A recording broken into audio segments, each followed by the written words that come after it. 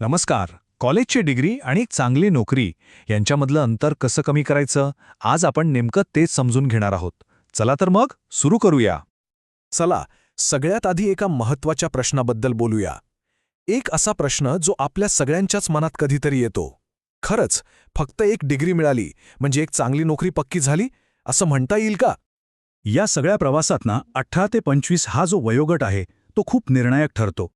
तज्ज्ञांच्या मते हाच तो काळ आहे जेव्हा आपलं मन आणि शरीर काहीतरी नवीन शिकण्यासाठी सर्वात जास्त तयार असतं.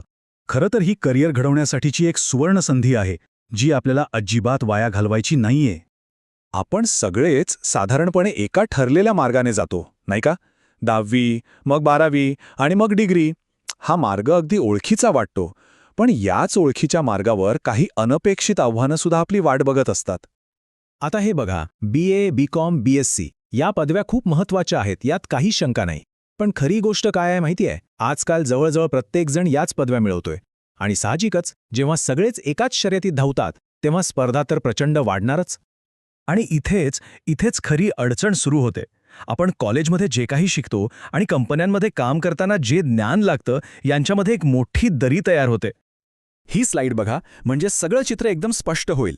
डावीकडे आहे आपलं पारंपरिक शिक्षण, जे आपल्याला जास्त करून थिअरी म्हणजे सैद्धांतिक ज्ञान देतं. आणि उजवीकडे आहेत नोकरीच्या खऱ्या गरजा, जिथे प्रॅक्टिकल स्किल्स लागतात, म्हणजे प्रत्यक्ष काम करण्याची कौशल्य. सोप्या भाषेत सांगायचं तर कॉलेज आपल्याला काय करायचं हे शिकवतं, पण कंपन्यांना हवं असतं की आपल्याला कसं करायचं हे यायला पाहिजे. आणि हीच दरी आपल्या करिअरच्या सुरुवातीला एक मोठा अडथळा बनते. मग यावर उपाय काय? खरं तर उपाय अगदी सोपा आहे. आपल्या पारंपरिक डिग्रीला जोड द्यायची आहे अतिरिक्त जॉब ओरिएंटेड स्किल्सची. आणि इथेच आपल्यासाठी एक मोठी संधी दडलेली आहे. हेच आहे यशाचं खरं सूत्र. आपली डिग्री आणि त्याचसोबत काही खास स्किल्स.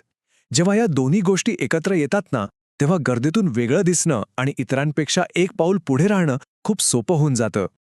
हा यशस्वी करिअरचा मार्ग आपण 3 सोप्या स्टेप्समध्ये समजू शकतो. स्टेप 1, आपली डिग्री पूर्ण करायची. स्टेप 2, त्याला जॉब ओरिएंटेड स्किल्सची जोड द्यायची. आणि स्टेप 3, या दोन्हींच्या ताकदीवर करिअरमध्ये यश मिळवायचं. म्हणजे कसं, आपल्या करिअरला लेव्हल अप करण्यासारखंच आहे हे.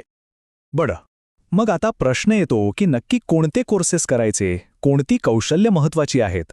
चला यासाठी एक साधं उदाहरण बघूया. समजा एक विद्यार्थी BCom करतोय. त्याच्याकडे पदवी तर आहेच, पण त्याला कॉर्पोरेट जगात यशस्वी व्हायचं असेल तर अजून काय यायला हवं?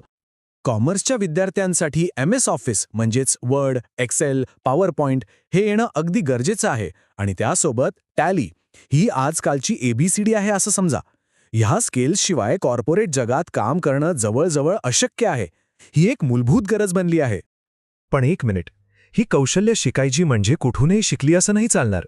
योग्य संस्था निवडणं हे सर्वात महत्त्वाचं काम आहे, जिथे खरंखुरं दर्जेदार शिक्षण मिळेल. हे वाक्य अगदी लक्षात ठेवा. ज्या ठिकाणी दर्जेदार, नोकरीभिमुख शिक्षण दिलं जातं अशाच ठिकाणी प्रवेश घ्या. हे इतकं महत्त्वाचं काय आहे? कारण आपला उद्देश फक्त एक कागदाचं सर्टिफिकेट मिळवणं नाहीये. आपलं ध्येय अगदी स्पष्ट असायला हवं. फक्त सर्टिफिकेट नाही तर खरं कौशल्य मिळवायचं आहे.